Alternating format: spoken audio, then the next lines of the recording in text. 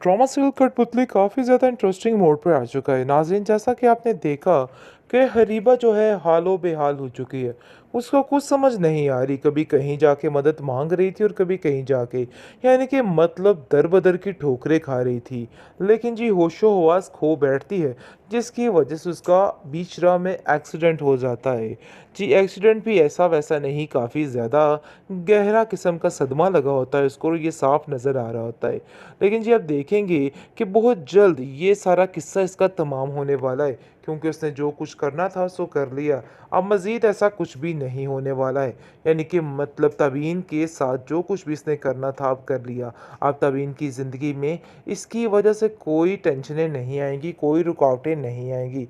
ये अपनी ज़िंदगी में खुशबाश रहेगी और सारा मामला ठीक हो जाएगा। आप देखेंगे दूसरी तरफ अयान जो है वो काफ़ी ज़्यादा परेशान है और माफ़ी-तलाफ़ी कर रहा है ताबीन से और कहता है कि मुझे सब पता चल चुका है कि मैंने ही गलत किया था और मुझे अब इस चीज़ का अंदाज़ा हो चुका है, लेकिन मेरे पास इस चीज़ के अल्फ़ाज़ नहीं है कि आखिर मैं क्या करूँ और क्या ना करूँ। जिस पर ताबीन उसको कहती है कि अब इस बातों को लेके पछताने का तो कोई फ़ायदा ही नहीं बनता है, इसलिए बेहतर यही है कि इन सारी फ़ज़ूल बातों को लेके दोबारा कोई भी ऐसी बात मत दोहराइए जिससे कोई मसला हो।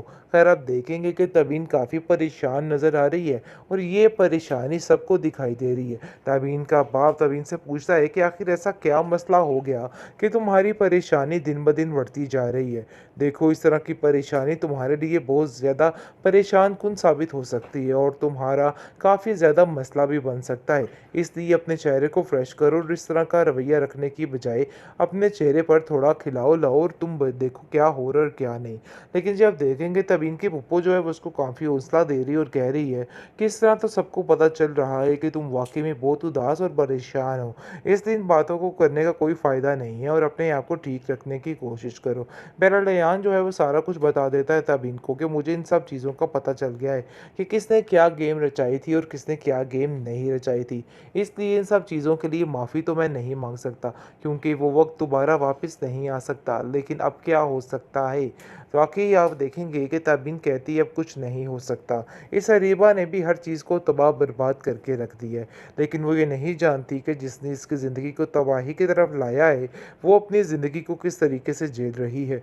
क्योंकि उसका बहुत ही बुरा हाल हो चुका है और वो चीख-चीख कर खुद ही चिल्ला-चिल्ला कर ख़त्म हो जाएगी। उसके पास और कोई ऑप्शन नहीं रहेगा, क्योंकि और उसके पास तो कोई साथ रह ही नहीं गया है।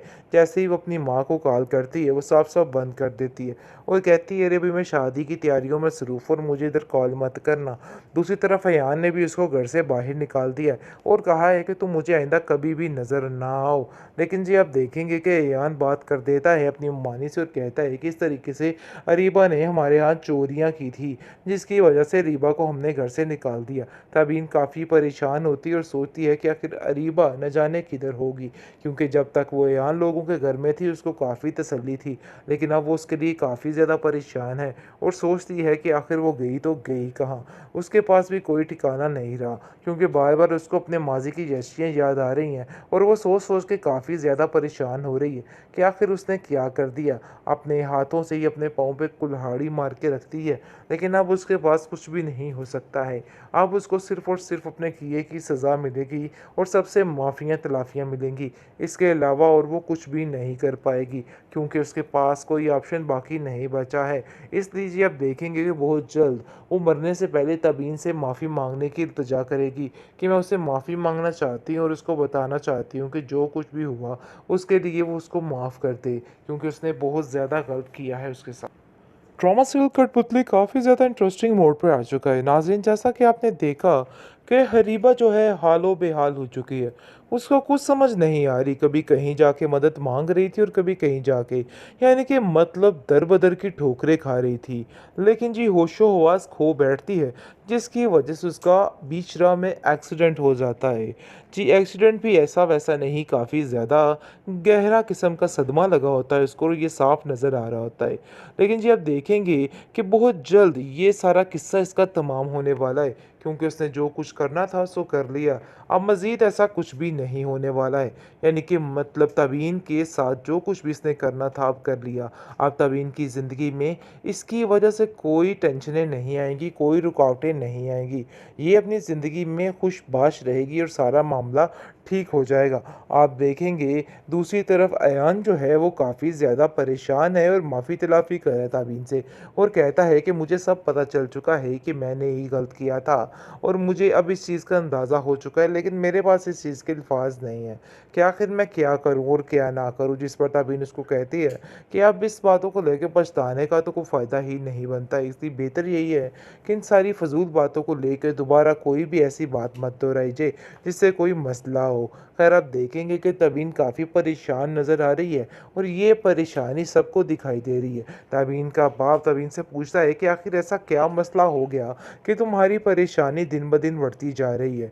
देखो इस तरह की परेशानी तुम्हारे लिए बहुत ज़्यादा परेशान कुन साबित हो सकती है और तुम्हारा काफ़ी ज़्यादा मसला भी बन सकता है। इसलिए अपने चेहरे को फ्रेश करो और इस तरह का रवैया रखने की बजाय अपने चेहरे पर थोड़ा खिलाओ लाओ और तुम देखो क्या हो रहा है और क्या नहीं। लेकिन जब देखेंगे तब इनकी फूफो जो है वो उसको काफ़ी हौसला दे रही है और कह रही है कि इस तरह तो सबको पता चल रहा है कि तुम वाक़ई में बहुत उदास और परेशान हो। इसलिए इन बातों को करने का कोई फ़ायदा नहीं है और अपने आप को ठीक रखने की कोशिश करो। बहरहाल रेयान जो है वो सारा कुछ बता देता है तब इनको कि मुझे इन सब चीज़ों का पता चल गया है कि किसने क्या गेम रचाई थी और किसने क्या गेम नहीं रचाई थी। इसलिए इन सब चीज़ों के लिए माफ़ी तो मैं नहीं माँग सकता क्योंकि वो वक़्त दोबारा वापस नहीं आ सकता। लेकिन अब क्या हो सकता है? वाक़ई आप देखेंगे कि तबीन कहती है अब कुछ नहीं हो सकता। इस अरीबा ने भी हर चीज़ को तबाह-बर्बाद करके रख दिया है। लेकिन वो ये नहीं जानती कि जिसने इसकी ज़िंदगी को तबाही की तरफ लाया है, वो अपनी ज़िंदगी को किस तरीके से झेल रही है। क्योंकि उसका बहुत ही बुरा हाल हो चुका है और वो चीख-चीख कर खुद ही चिल्ला-चिल्ला कर ख़त्म हो जाएगी। उसके पास और कोई ऑप्शन नहीं रहेगा क्योंकि और उसके पास तो कोई साथ रह ही नहीं गया है।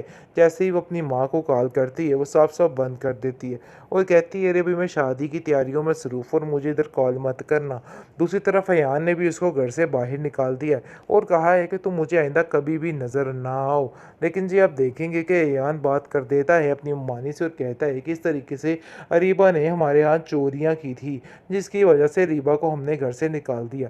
तबीन काफ़ी परेशान होती है और सोचती है कि आखिर अरीबा न जाने किधर होगी, क्योंकि जब तक वो अयान लोगों के घर में थी उसको काफ़ी तसल्ली थी, लेकिन अब वो उसके लिए काफ़ी ज़्यादा परेशान है और सोचती है कि आखिर वो गई तो गई कहाँ? उसके पास भी कोई ठिकाना नहीं रहा, क्योंकि बार-बार उसको अपने माज़ी की यशियाँ याद आ रही हैं और वो सोच-सोच के काफ़ी ज़्यादा परेशान हो रही है कि आखिर उसने क्या कर दिया? अपने हाथों से ही अपने पाँव पे कुल्हाड़ी मार के रखती है, लेकिन अब उसके पास कुछ भी नहीं हो सकता है। अब उसको सिर्फ़ और सिर्फ़ अपने किए की सज़ा मिलेगी और सबसे माफ़ियाँ-तलाफ़ियाँ मिलेंगी। इसके अलावा और वो कुछ भी नहीं कर पाएगी, क्योंकि उसके पास कोई ऑप्शन बाकी नहीं बचा है। इसलिए जी आप देखेंगे कि बहुत जल्द वो मरने से पहले तबीन से माफ़ी माँगने की इल्तिजा करेगी कि मैं उससे माफ़ी माँगना चाहती हूँ और उसको बताना चाहती हूँ कि जो कुछ भी हुआ उसके लिए वो उसको माफ़ कर दे, क्योंकि उसने बहुत ज़्यादा गलत किया है उसके साथ।